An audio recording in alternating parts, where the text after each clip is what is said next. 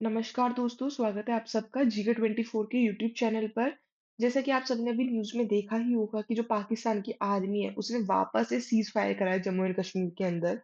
ये सब वो क्यों कर रही है, इसके पीछे क्या रीज़न है और इसके अंदर अभी और क्या-क्या चीज़ें हुई है, ये सब हम डिटेल के अंदर इस वीडियो के अंदर जानेंगे।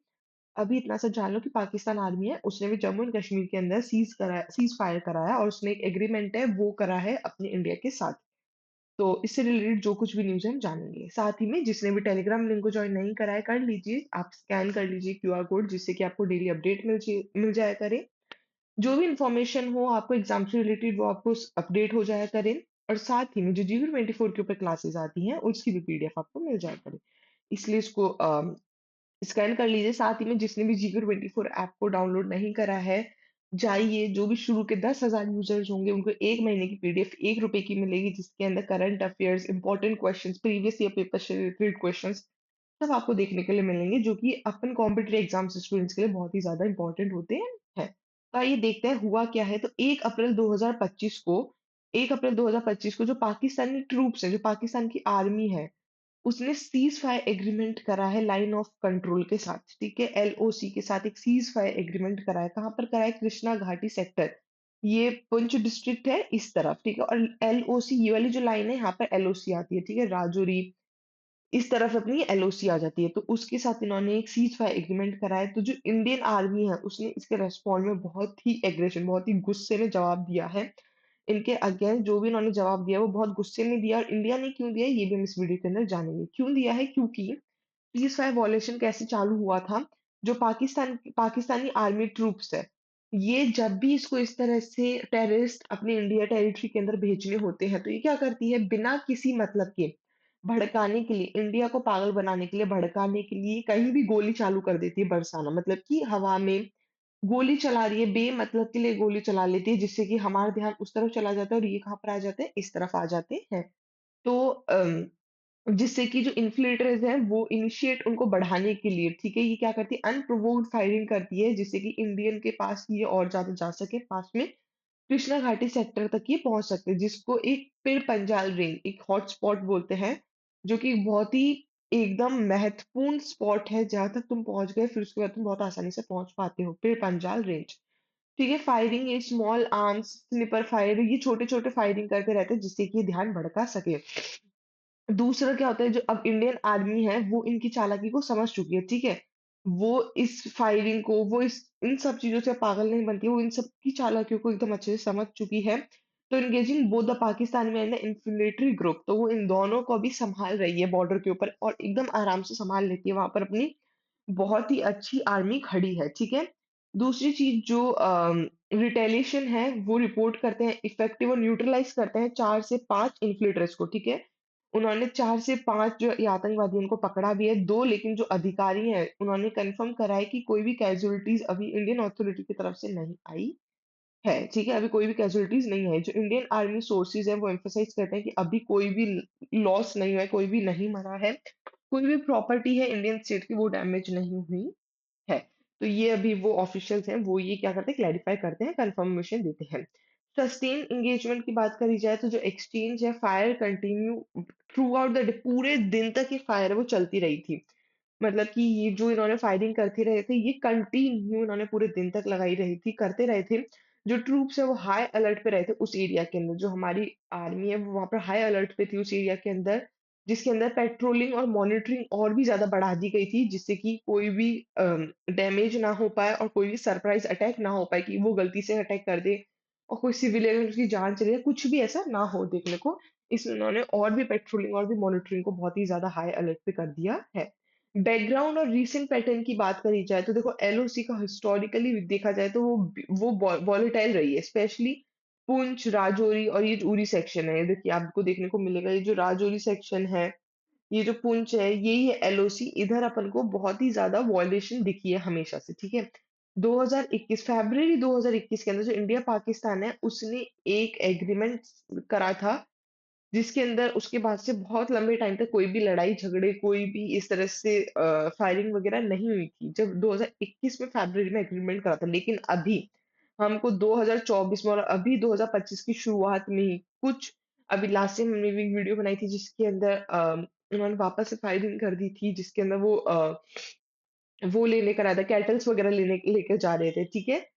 तो तो ये अब हमको सीज़ फायर वॉयलेशन अब देखने को बहुत ज़्यादा मिल रहा है, स्पेशली जो फिर पंजाल रीजन वाला एरिया है वो। जो राजौरी, एलओसी ये पूरा जो पुंछ जो सदर्न पार्ट है जो कवर करता है ना वो वाला एरिया, उसको हम एलओसी बोलते हैं, ठीक है? तो ये 2024 और शुरुआत ही 2025 में हमको बहुत ही ज़्यादा सीज़फायर वायलेशंस देखने को मिल रहे हैं। नोटेबली हमको इसके अंदर क्या देखने को क्या है कि देखो स्नीपर अटैक हो सकते हैं, बैट इनकर्शंस, बॉर्डर एक्शन टीम, ये बैट क्या होता है ये भी आपको समझा दूँगी।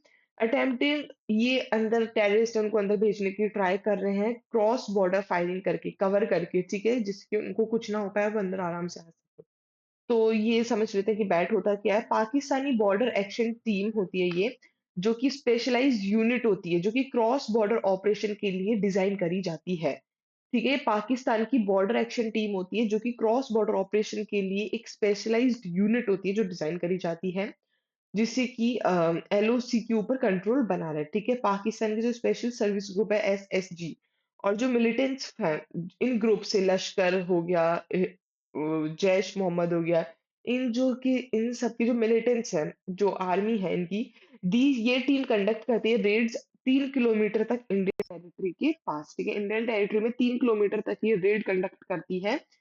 मेंबर्स हैं वो उनको एक्सटेंसिव ट्रेनिंग मिलती है इसके अंदर बोथ पाकिस्तानी आर्मी भी और एयर फोर्स दोनों की तरफ से। जो बॉर्डर एक्शन टीम के जो मेंबर्स हैं उनको बहुत ही स्ट्रांग पाकिस्तानी आर्मी और एयर फोर्स की तरफ से एक एक्सटेंसिव ट्रेनिंग मिलती है। इनको ऑपरेट कैसे करते हैं तो बैट जो ऑपरेशंस है वो टिपिकली 6 से 7 पाकिस्तानी सोल्जर्स हैं और कुछ मिलिटेंट्स हैं जो कंडक्ट करते हैं, ठीक है? इसके अंदर टोटल कितने मेंबर्स होते हैं? 6 से 7 पाकिस्तानी सोल्जर्स होते हैं और कुछ फ्यू मिलिटेंट्स होते हैं। जो इस चीज़ को देखते हैं और ये 778 किलोमीटर एलओसी है, उसको लॉन्च करने से पहले रेड स्टार्ट करते हैं। इसके अंदर गुरिल्ला टैक्टिक्स क्या होता है? छोटे-छोटे वॉर करना, छोटी-छोटी लड़ाइयाँ करना, ये इसके अंदर करते हैं। किसी भी चीज़ को डिसरप्शन करने का ट्राई करते हैं कि कैसे ना कैसे डिस्टर्बेंस होती रहे, तो ये सारी चीज़ें छोटी-मोटी चीज़ें ट्राई करते रहते हैं। तो देखो दूसरा है स्ट्रैटेजिक और टैक्टिकल इम्प्लीकेशंस, ठीक है? ये स्ट्रैटेजिक और टैक्टिकल इम्प्लीकेशंस क्या है? तो टैक्टिकल की अगर बात कर ली जाए तो जो कृष्णा घाटी सेक्टर है जिसको इनफिल्ट्रेशन रूट भी कहते हैं कि जो टेररिस्ट आते हैं वो वहीं से ही क्रॉस करने का अटेम्प्ट करते हैं अपनी इंडियन टेरिटरी के अंदर जिस under cover of Pakistani fire. Pakistan जो है वो वहाँ पीछे से फायर करते रहते हैं और जो टेररिस्ट है वो वहां से क्रॉस कर जाते हैं। तो जो कृष्णा घाटी सेक्टर है उसको मेनली इनफिल्ट्रेशन रूट भी कहते हैं जहाँ से टेररिस्ट अटेम्प्ट करते हैं इंडियन टेरिटरी के अंदर आने का। देखो इसके अंदर अपन को 2 चीज़ें देखने को मिलती है, ड्यूल पर्पस देखने को मिलता है। एक तो ये डाइवर्शन करने का ट्राई करते हैं और ये कवर फायर देते हैं इन्फिल्ट्रेटिंग मिलिटेंट्स को, ठीक है? एक तो ये कैसे ना कैसे पाकिस्तानी अपने आप गोली बरसा देते हैं जिससे कि डाइवर्ट हो जाए, हमारा ध्यान अलग हो जाए और दूसरा ये कवर फायर देते हैं टेररिस्ट को। दूसरा है स्ट्रेटेजिक लेवल, ठीक है? इसके अंदर क्या होता है एक्शन रिस्क होता है, ये फ्रेजाइल काम हो गया स्पेशली ये जो भी ऑनगोइंग टेंशन होता है 2 नेशंस के बीच में उससे रिलेटेड होता है, ठीक है? इस टाइप के इंसिडेंट के अंदर ये लीड कर सकता है कुछ ना कुछ कैजुअलिटीज़ और टारगेट सिविलियन एरियाज़ जैसे कि it reflects the continued use of proxy warfare होता है पाकिस्तान के द्वारा इसके अंदर जिसके अंदर मिलिट्री इन्फ्लिक्शन को एज़ अ टूल इस्तेमाल करा जाता है कि उनको कुछ भी हो जाए तो उनको फ़र्क नहीं पड़ता है। इंडियन आर्मी स्टैंड्स और प्रिपेयर्डनेस इंडियन आर्मी का इस तरह इसके अंदर क्या तैयारी है तो इंडियन आर्मी की बहुत ही स्ट्रांग तैयारी है अब तक। एक तो इलेक्ट्रो ऑप्टिक सर्विलेंस दे रखा है इन्होंने मोशन सेंसर्स लगा रखे हैं कि कभी भी आते हैं तो अब उनको पता चल जाता है काउंटर मोटर रडार्स लगा रखे हैं और well coordinated quick reaction team है हमारे पास ठीक है जो भी कभी भी कुछ भी होता है तो वो बहुत ही फटफट रिएक्ट कर देते हैं उस टीम वैसी टीम हमारे पास है।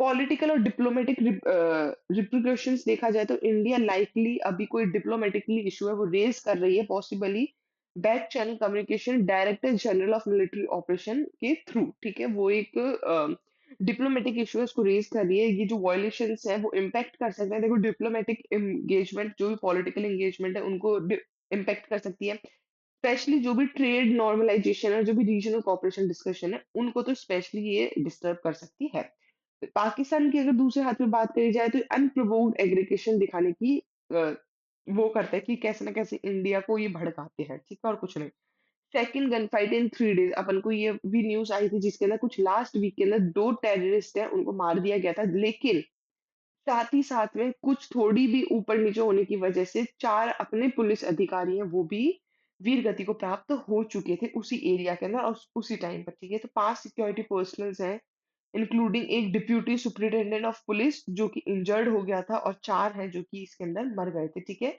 टीम है from Indian army, national security guard हो गया, द बॉर्डर सिक्योरिटी फोर्स हो गया, BSF, Jammu and Kashmir police special operation group हो गया, सेंट्रल रिजर्व पुलिस फोर्स हो गई, सीआरपीएफ, ये सर्च कंडक्ट करता है। एक कठुआ जगह है, कुछ 5 दिनों के अंदर अंदर ये सर्च है वो कर रही है। कठुआ कहाँ पर पड़ता है आपको ये भी दिखा देते हैं।